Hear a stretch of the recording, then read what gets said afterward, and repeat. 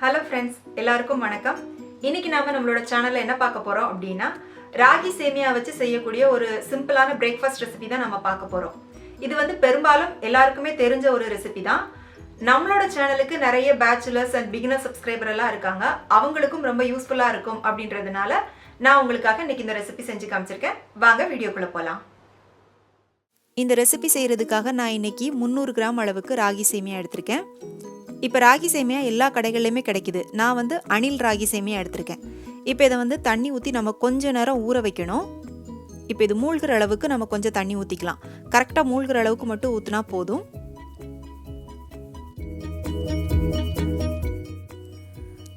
தண்ணி சேர்த்ததுக்கப்புறமா தேவையான அளவுக்கு உப்பு போட்டுக்கோங்க. உப்பு சேர்த்துட்டு ஏதாவது ஸ்பூன் இல்லைனா ஃபோர்க்கை வச்சுட்டு மெதுவாக இதை கலந்து விட்டுக்கோங்க.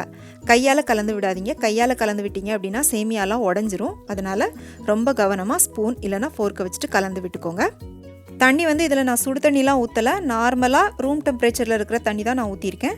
இப்போ இதை வந்து 2லேருந்து 3 நிமிஷம் நம்ம இதை நல்லா ஊற விட்டுக்கலாம். கரெக்டாக 2லேருந்து 3 நிமிஷம் ஊற விட்டால் போதும். அதுக்கு மேலே ஊற வைக்காதீங்க. ரொம்ப நேரம் ஊற விட்டுட்டீங்க அப்படின்னா அந்த சேமியாலாம் கொல கொலன்னு ஆகிடும். அதனால் கரெக்டாக 2லேருந்து 3 நிமிஷம் மட்டும் ஊற விட்டுக்கோங்க. இப்போ இது நல்லா ஊறிடுச்சு.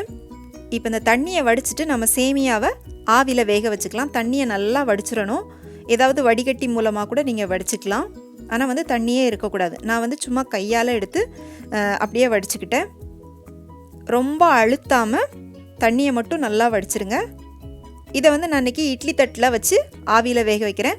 நீங்கள் இட்லி தட்டில் போடும்போது நல்லா கையால் அப்படியே லைட்டாக உதுத்து விட்டு போட்டுக்கோங்க. அப்போ தான் வந்து இந்த சேமியாலாம் ஒன்றோட ஒன்று ஒட்டாமல் கொஞ்சம் உதிரியாக வரும். இப்போ இதை வந்து நம்ம மூடி போட்டு ஒரு 5 நிமிஷத்துக்கு நல்லா இதை ஆவியில் வேக விட்டுக்கலாம். இப்போ 5 நிமிஷம் நான் வேக வச்சு எடுத்துட்டேன். சேமியாலாம் நல்லா வெந்துருச்சு. இப்போ இதை வந்து நம்ம தாளிச்சுக்கலாம்.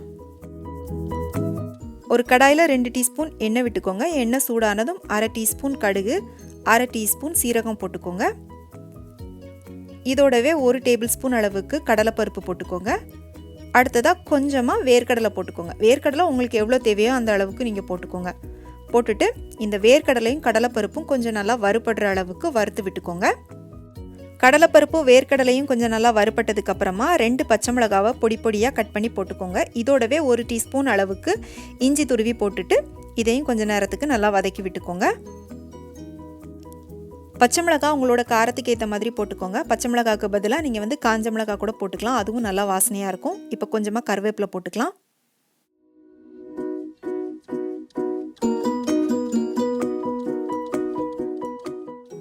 இப்போ இதோட ஒரு பெரிய வெங்காயத்தை நல்லா பொடியாக கட் பண்ணி போட்டு வதக்கிக்கோங்க.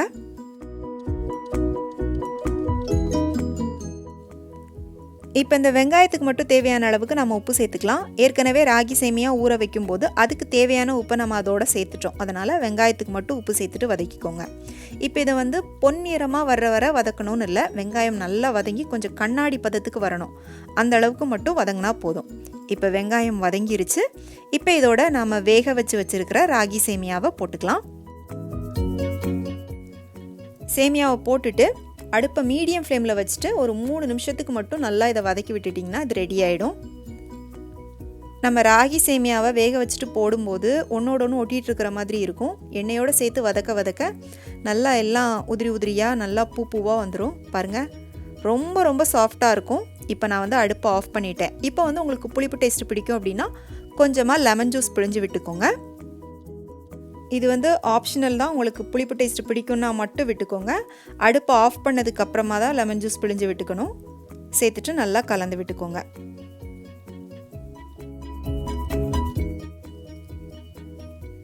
இப்போ கடைசியாக இதோட ஒரு 1/2 கப் அளவுக்கு தேங்காய் துருவல் போட்டுக்கோங்க. தேங்காய் துருவல் போட்டுட்டு நல்லா கலந்து விட்டுக்கோங்க. தேங்காய் போடும்போது ரொம்ப டேஸ்ட்டாக இருக்கும். அவ்வளோதான். இப்போ நம்மளோட ரொம்ப ஹெல்தியான ராகி சேமியா ரெடி ஆயிடுச்சு. 10 நிமிஷத்துக்குள்ளே ரொம்ப ஈஸியான ஹெல்தியான பிரேக்ஃபாஸ்ட் ரெடி பண்ணியாச்சு. இப்போ குழந்தைங்களுக்கு இனிப்பு பிடிக்கும் அப்படின்னா நீங்கள் இதை தாளிக்காமல் ஆவியில் வேக வச்சு எடுத்ததுக்கப்புறமா இதோட கொஞ்சமாக தேங்காய், இனிப்புக்காக வெல்லம் இல்லைன்னா சர்க்கரை போட்டுக்கோங்க. ஒரே ஒரு ஏலக்காய், 1 ஸ்பூன் நெய் விட்டுட்டு நீங்கள் கலந்து கொடுத்தீங்க அப்படின்னா குழந்தைங்க ரொம்ப விரும்பி சாப்பிடுவாங்க. கண்டிப்பாக ட்ரை பண்ணி பாருங்கள். இந்த ரெசிபி உங்கள் எல்லாருக்கும் ரொம்ப பிடிச்சிருக்கும் அப்படின்னு நம்புகிறேன். செஞ்சு பார்த்துட்டு எப்படி இருந்துச்சுன்னு உங்களுடைய கருத்துக்களை எனக்கு மறக்காமல் கீழே கமெண்ட் செக்ஷனில் சொல்லுங்கள். ப்ளீஸ் உங்கள் ஃப்ரெண்ட்ஸ் அண்ட் ஃபேமிலிக்கு ஷேர் பண்ணுங்கள், லைக் பண்ணுங்கள், சேனலுக்கு சப்ஸ்கிரைப் பண்ணுங்கள். மீண்டும் வேறொரு ரெசிபியோடு சந்திக்கிறேன். நன்றி, வணக்கம்.